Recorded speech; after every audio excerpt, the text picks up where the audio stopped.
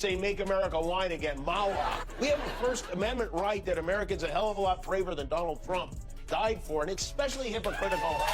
If I point out that he's so fat they renamed the plane Air Force Wonder Bread, I'm the bad guy all the time. Donald and Melania sleep in separate bedrooms. She was laughing too hard at my monologue at night. Welcome back to Gossip Galaxy. Thank you for joining us, and let's begin. Ever wonder what really gets Trump's hair standing on end? Spoiler alert, it's not his stylist. Jimmy Kimmel just dropped some scandalous marriage secrets that have the former president absolutely fuming. From farting in bed to snoring like a freight train, Kimmel's revelations are so outrageous that Trump might just consider suing his own bodily functions. Stick around to see how the Orange Wonder attempts to tweet his way out of this chaos. But first, do us a solid.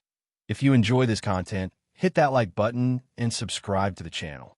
Can you believe that over 92% of viewers haven't subscribed yet? It's free and takes just a second, but it means the world to us. So did you subscribe? Awesome. Thanks for your support. Now back to the action. Jimmy Kimmel is at it again. The late-night kingpin cranked up the heat on Trump. And wow, did he bring the fire this time?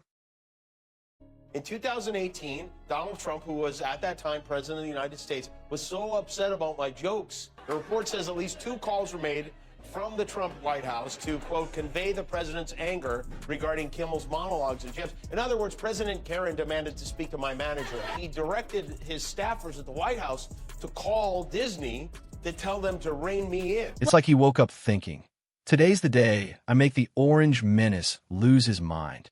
Kimmel has been poking fun at Trump for years. It's his signature move, just like how Trump loves fast food and tweeting nonsense. But this time, Kimmel had some seriously juicy gossip about Trump's marriage.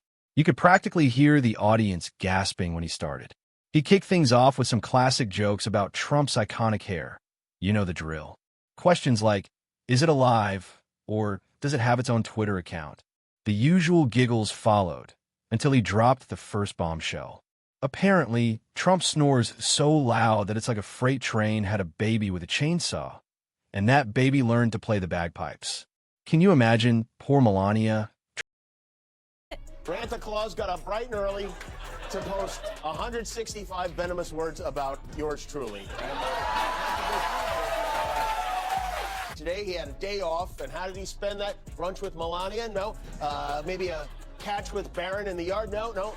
Who still hasn't recovered from his horrendous performance and big ratings drop as host of the Academy Awards. No, that's weird, because I read in the news that the ratings went up this year. The audience was devouring Kimmel's jokes like it was the last slice of pizza at a wild frat party. You could practically hear Trump grinding his teeth all the way from Mar-a-Lago. But Kimmel wasn't finished yet. Oh no. He dropped another bombshell, his words laced with a cheeky little wink-wink. He claimed Melania sleeps with noise-canceling headphones. Talk about a unique way to tune out the presidential snorchestra. As the laughter began to fade, Kimmel flashed that mischievous look in his eye, the kind that says, oh, just getting started. It's the same glint a cat has right before it knocks your favorite mug off the table. You just know something hilarious and potentially explosive is on the way. I made fun of OJ 1,000 times. He hasn't tried to kill me once. The only 2 who tried to stop me are Donald Trump and Marjorie Taylor Greene, who actually called the cops on me. All he does is make fun of, he makes fun of disabled journalists. He calls our veterans prisoners of war, even losers. He insults his opponents, his friends. Now, we all know Trump isn't exactly known for handling jokes well. Remember when he tried to sue Bill Maher over an orangutan joke? Seriously, his skin is thinner than the hair on his head. So, you could bet your last dollar that as Kimmel was spilling these marriage secrets, Trump was probably turning 50 shades of orange. While Kimmel was having a laugh riot, Trump's fingers were likely working overtime on his phone. Let's take a peek at his latest tweets, shall we? We all know Trump isn't a master of subtlety when it comes to throwing shade. Remember Effie? Yeah, that kind of stuff. As Kimmel's jokes got more personal, you can bet Trump's tweets got even more, well, Trump-like. It's like watching a tennis match, but instead of balls, it's all about the insults. The Orange Wonder kicks things off by calling Kimmel unfunny Jimmy and a loser. Real original stuff there, Donnie. But as Kimmel spills more awkward details, Trump's tweets go completely off the rails. He's tossing around phrases like fake news and witch hunt like confetti at a sad clown party. Jimmy anymore, it's Tamara, but I will. Jimmy, I love you so much. Go have a good day in school. I'm going to be using that clip a lot. Trump's also been floating a new policy idea, finally. He says he wants to modify the 25th Amendment so you can remove the vice president if the vice president covers up the fact that the president is incapacitated. At one point, Trump even threatens to reveal Kimmel's secrets. Ooh, how terrifying. What's he going to do? Expose that Jimmy likes puppies. But here's where it gets seriously juicy. Kimmel drops a bombshell about Trump's alleged fear of stairs. Suddenly, Grumpy Trump is tweeting about his perfect health and incredible stair climbing skills. It's like watching a grown man try to prove he's not scared of the boogeyman. Except the boogeyman is just a flight of stairs. Can you picture it? Trump huffing and puffing up a staircase, tweeting with one hand while clutching the railing with the other. Most folks think Trump's just a loudmouth with bad hair, but the truth is, he's a master of distraction. The real shocker? They're both wrong. Because Trump is actually a robot controlled by a squirrel in a tiny suit. Don't believe me? Just watch how he reacts whenever nuts are mentioned. But seriously, what's up with those weird hand published a movements? story today.